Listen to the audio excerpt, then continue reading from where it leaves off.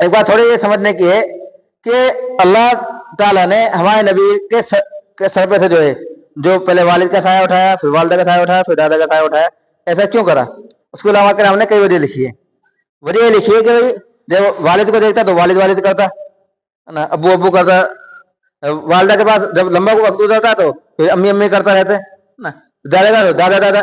تو اللہ تبارک و تعالیٰ نے بچپنے سے جو ہے ان سب کا ہٹا کے تاکہ اللہ اللہ کرے. اب شروع سے پہلے دن سے کیا کرے؟ ابا کی جگہ کس کا نام ہو؟ اللہ کا. تھوڑا بہت تو آئے گا، لیکن جب آدمی ایک کے آگوش میں رہتا ہے اس کو ہر طرح کا محبت ملتی ہے، ہر طرح کا پیار ملتا ہے، ہر ایک کے ساتھ جو گھل مل جاتا ہے بہت زیادہ، تو پھر انہیں کی گاتا ہے.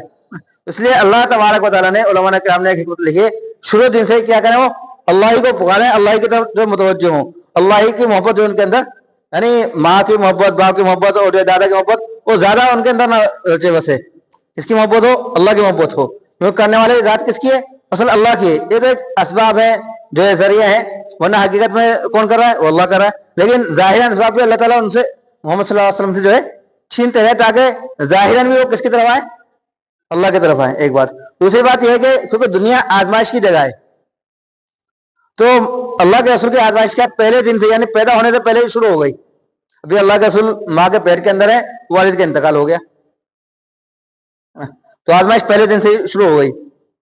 6 سال کی عمر میں آئے تو والدہ کا انتقال ہو گیا، 8 سال کی عمر میں آئے تو دادا کا انتقال ہو گیا.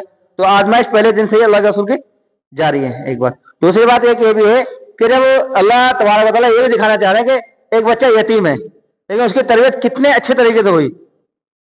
کوئی آدمی یہ کلیم نہ کر سکے کہ میں تو یتیم تھا، میں سر پہ باپ کا سایہ نہیں تھا، یا میں ذمہ داروں کا سایہ نہیں تھا اس لیے میں بگڑ گیا، میں جو ہے تربیت نہیں ہو پائی. نہیں، اللہ تعالیٰ نے یہ دکھ رہا ہے کہ ایک یتیم بچے کو ہم نے کس طرح پال کے دکھایا. اگر آپ بھی تھوڑی سی توجہ کرتے تو اس طریقے سے نہیں تو، لیکن آپ کی تربیت بھی کیا ہوتی؟ صحیح ہو جاتی.